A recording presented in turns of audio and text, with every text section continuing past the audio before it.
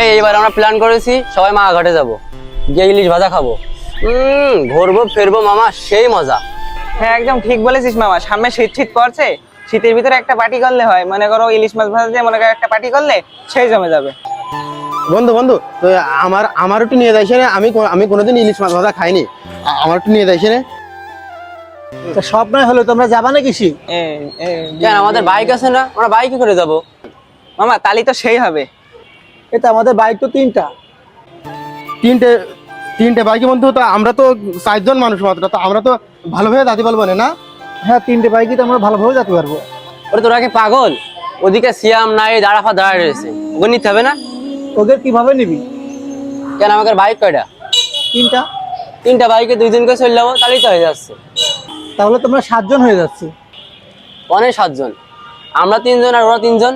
এটা রহিমের কি করবি নি? ওর কি করতে নিয়ে যাবো? ওর কি গাড়ি আছে? আর ওর নিয়ে গেলে আমাকে টাকা খরচ করে খাওয়াতে হবে না। ও তো আমাদেরই বন্ধু, ওর পিছনে টাকা খরচ করলে সমস্যা কি? সমস্যা কোথায়, ও আমাদের সাথেই যাবে। তাহলে আর আমি যাচ্ছি না, তোরা ওরে নিয়ে ঘুরে আয়। বন্ধু তোরা রাগ করিস না, আমি যাবার না। হ্যাঁ, আমার টাকা পয়সা নিয়ে, যেহেতু আমার যদি কোনোদিন টাকা পয়সা হয় আমি ওই দিন ঘুরতে যাবো, আমি যাবার না, তোরা যা। আচ্ছা বন্ধু, তাহলে তোরা থাক, আমার আব্বা বা সান্নিধ্যের কাছে বাজারটা, আমি সান্নি বাড়ি চলে যাচ্ছি। হ্যাঁ, তোরা মনে কিছু করিস না।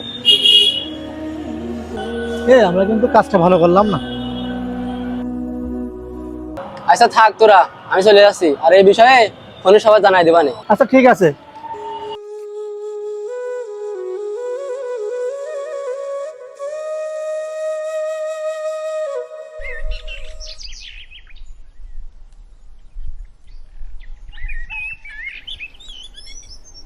রহিম, খাতি আয়। তোর ডাকতেছি তা শুনতে পারতেছিস না? কিছু হয় না, আমি খাবো না, তুমি যাও।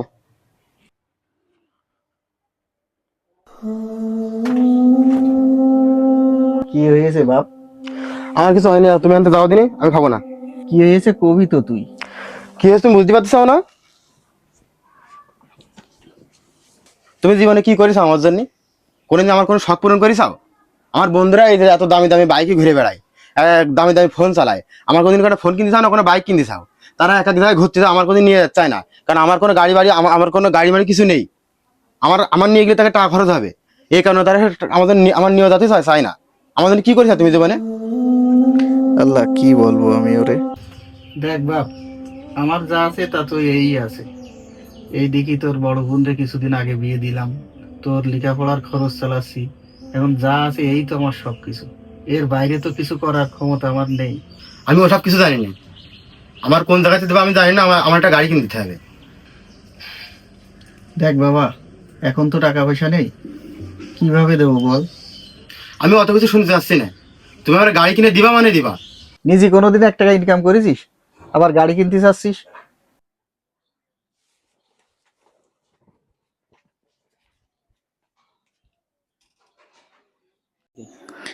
এখন এই গাড়ি কেনা টাকা কই পাবো? কিছুদিন আগে ওর বড় বোনের বিয়ে দিলাম, কি করি এখন?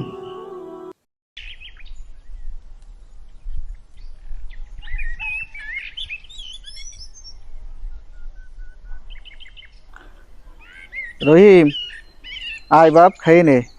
তখন রাগের মাথায় কি কইছি, তুই অত কথা ধরিস নে, আয়। আমি খাবো না, তুমি যাও দিন আনতে। অত রাগ করলি চলে? আয় বাপ, খাই নি, আয়। তুমি যেতে যাবা না, তো তুমি থাকো, আমি চলে যাচ্ছি।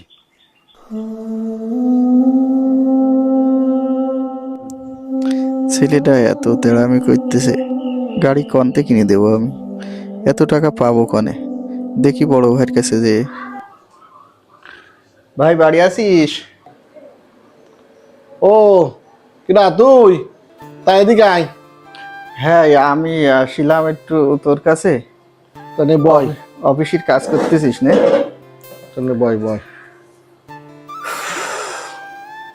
হ্যাঁ বল। সমস্যায় পড়েছি, এই জন্য একটু আসিলাম তোর কাছে। ও আচ্ছা, কি হয়েছে বল। না মানে ওই ছেলেটা তো একটু ঝামেলা করছিল, ও এখন হচ্ছে একটা মোটরসাইকেল কিনবে করছে, কিন্তু হাতের যে অবস্থা, এতে তো আসলে মোটরসাইকেল এই মুহূর্তে দেওয়াটা খুব সমস্যা হয়ে যাচ্ছে। কিছুদিন আগে তো মেয়েটা বিয়ে দিলাম, এখন হাতের খুব টানাটানি পড়ছে আসলে। ও তা কি সমস্যা? দে কিনে দে, কিনতে চাচ্ছে একটা ছেলে তোর। যে বললাম না তোর সাথে, কিছুদিন আগে মেয়েটা বিয়ে দিলাম জানিস তো। এখন হাতে তো অনেক টানাটানি যাচ্ছে, তাই আসিলাম তোর কাছে কিছু টাকার জন্যই। ও আচ্ছা, বুঝলাম। তা হচ্ছে কত টাকা মতো লাগতে পারে তোর? কিরকম কি ম্যানেজ করেছিস? টাকা তো 1 টাকাও ম্যানেজ করতে পারিনি কোনো জায়গার থেকে, সম্পূর্ণটাই তো ভাবিলাম যে তোর কাছ থেকে নেব। ওই টাকা তো আসলে ওইভাবে আমার কাছে নেই। তা আমার কাছে যে টাকাটা আছে, ওই টাকাটা তুই তো জানিস আমার কিভাবে চলতে হয়। ওই টাকাটা দিয়ে আমি একটা জমি দিয়েছিলাম এক জায়গায়, হ্যাঁ। ওই টাকাটাই আছে আমার কাছে। তাহলে এক কাজ কর, তুই তোর ওই যে পশ্চিম মাঠে যে জমিটা আছে, তাহলে ওইটা আমার দে, দিয়ে টাকাটা নিসে নে। এছাড়া তার কি বলবো বল ভাই, তুই ভাই এসিস, মানে এছাড়া আমার আর করার কিছু নেই। জমি তো আমার ওইটুকুই আছে, আর তো নেই আসলে। তা ঠিক আছে, আমি একটু চিন্তা ভাবনা করে তোর আমি তাহলে জানাবানে, হ্যাঁ।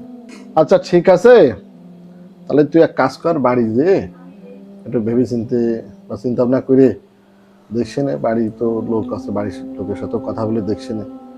ঠিক আছে, দেখ। আর এছাড়া তো আমার আর কোনো আসলে উপায় নেই, তুই তো বুঝিস সব। আচ্ছা ঠিক আছে, তাহলে আমি চলে গেলাম। টাকাটা হাতছাড়া করিস নে, আমি তোর জানাবানে, হ্যাঁ। আচ্ছা ঠিক আছে।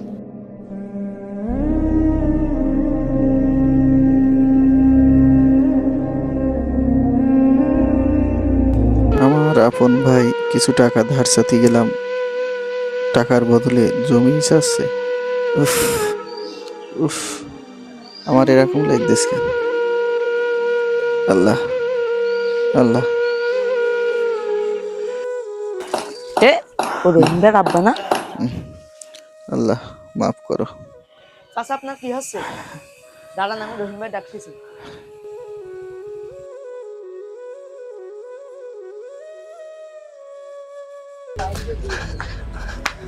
রহিম ভাই আপনার আব্বা স্টক করেছে।